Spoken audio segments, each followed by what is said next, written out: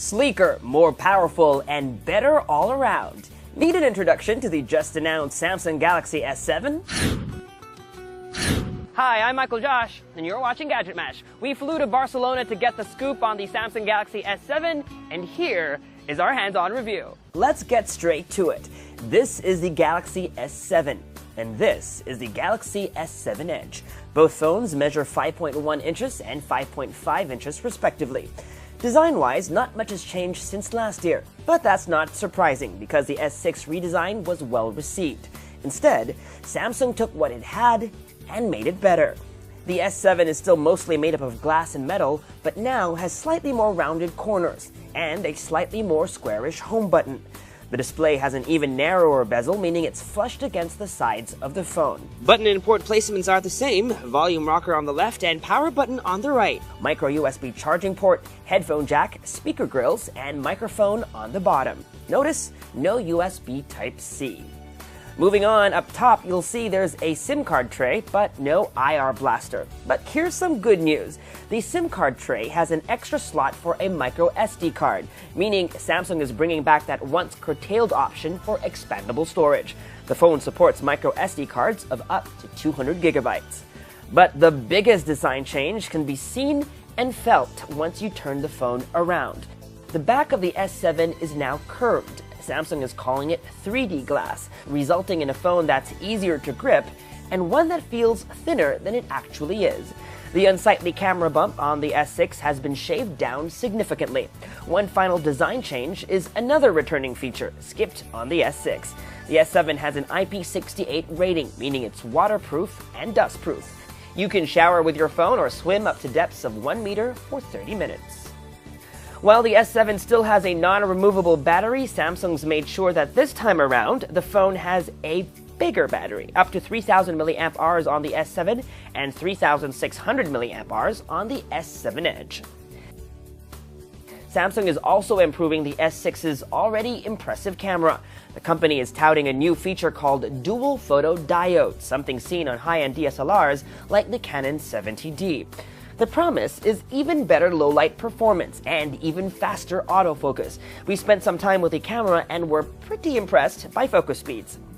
Also worth mentioning, my favorite feature on the S6, double pressing on the home button to start up the camera still works, and camera launch time is as fast as ever. Samsung is making a bold move this year, cutting down on megapixels from 16 on the S6 to only 12 on the S7, but this is actually a good thing because each individual pixel is larger and shots, theoretically, should be better. The selfie camera also gets a fill-in flash, although we're not sure if, like on the iPhone 6s, it adjusts based on ambient light conditions. In our tests, we only got a warm white flash. Okay, so this is what the user interface of the S7 looks like. If you'll notice, it's very similar, almost identical to the user interface on the Note 5. These rounded, squarish icons are the same exact icons that shipped with the version of TouchWiz on the Note 5. If you swipe to the right from the home screen, you'll get Flipboard briefing, although if you don't want it, you have the option to turn it off. Just press and hold on the home screen, swipe right, and then over here you can just toggle on and off. We set it to off, and now it's turned on. You can basically it's turned off, and then if you want to turn it back on, just go ahead and do that as well, and then we turn it back on. While we're here on the settings, let me also show you some of the wallpapers that shipped. This is the default wallpaper. It's blue, dark blue, and then they have other variations over here. I actually like this one over here, and it also comes in this gold color, if that's what your preference is. I actually like this, so I'm going to set it to be our new wallpaper. Also, while you're on settings, you can actually also change a couple of things. You can change the icon spacing. Right now we're at 4x4, but if you'd like to fit in more icons, you could definitely go to 5x5 or 4x5, whatever you please. But let me just leave it here, and maybe let me just turn back to something darker for this video. This is what the drop-down notification shade looks like. If you recall, on the S6, the design was a bit quirky, a bit fun. This one is a bit more minimalist, more held back. You'll notice shades of gray and blue, And if you look over here is a new feature of the S7, the always on display. Currently it's set to on.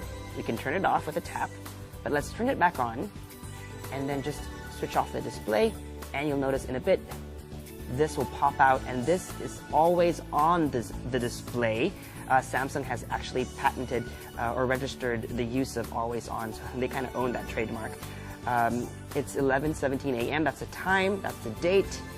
You have the battery levels over here, and if you had missed calls or incoming messages, the count would appear underneath the time over here. And like I said, it's always on the display, but it consumes very little power. Samsung says less than 1% of battery per hour. Let's go ahead and dive into the app drawer. Again, very similar, and we're actually pleased to see that there is hardly any bloatware. There are a couple of Samsung apps like S Health and S Voice, and there are built-in Google apps as well as a suite of Microsoft apps including Word, Excel, and PowerPoint. And last, let's take a look at the settings menu. Again, very similar to the settings menu on the Note 5. You can search, for example, I was looking for storage earlier. And as you can see, this is a 32 gigabyte phone, and out of the box it has about, it's used about 7.82 gigs, so there's about 24.18 gigabytes available. Last thing I want to show you is the version of Android. If you go into software info, you'll find that it runs Android 6.0.1 out of the box, and that is Marshmallow. And you press and hold. Let me see. There you go. You have an Android version of Flappy Bird. Gamers will actually love this new feature. It's an app called Game Launcher, and it's basically a way to put all your games, to organize all your games in one place. You can add them this way, it'll arrange them, but it's not just about arranging your apps. What it does, it allows you to save power while you're playing your games. So you can save power or save maximum power, and basically what it does is it lowers the resolution and the frame rate to give you more game time. Another interesting feature is no alerts during the game. The last thing you want to be doing is playing Temple Run. You're about to jump and then an SMS comes in. You click no, but it's too late, you fall and die, so you can turn on no alerts during the game. And last but not the least is Game Tools.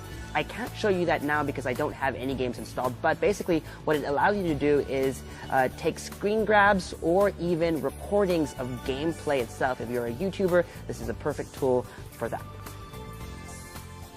On the Galaxy S7 Edge, you'll notice that the Edge screen has been updated. Now there are 2 columns.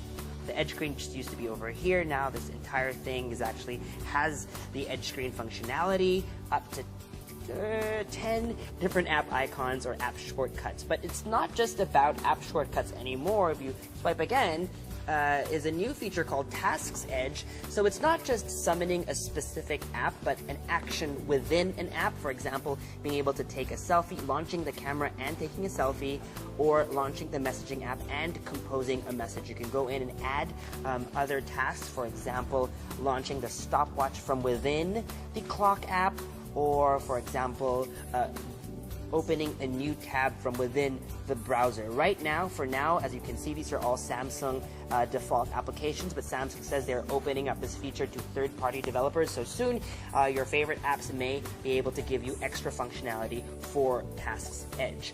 And of course, a swipe one more time will bring up People Edge, and so if you have favorite contacts, you can assign up to 10 favorite contacts now with the new expanded Edge display or Edge screen. If you swipe some more, you can actually launch other widgets or apps like Yahoo News, although we're not connected to the internet, so we are unable to show that to you now. But that's what the functionality is like, and you can go in and customize that by diving into this settings menu over here, and you can actually add more Edge panels. As you can see, here are some examples of how that will look like. This looks like Flipboard. Over here is a stock ticker of sorts, sports scores. You can add those in over there, and they all are provided by, this is provided by Yahoo Finance, and of course you can also include the weather, but I don't think that will work because we are not connected to the internet at the moment. But those should load over here if you set it up that way. And that was our hands-on with the Samsung Galaxy S7 and S7 Edge. We've got a lot more coming from Mobile World Congress, so make sure to subscribe to our YouTube channel, like our Facebook page, and follow Gadget Match elsewhere on social media. Until next time, I'm Michael Josh. Thanks for dropping by.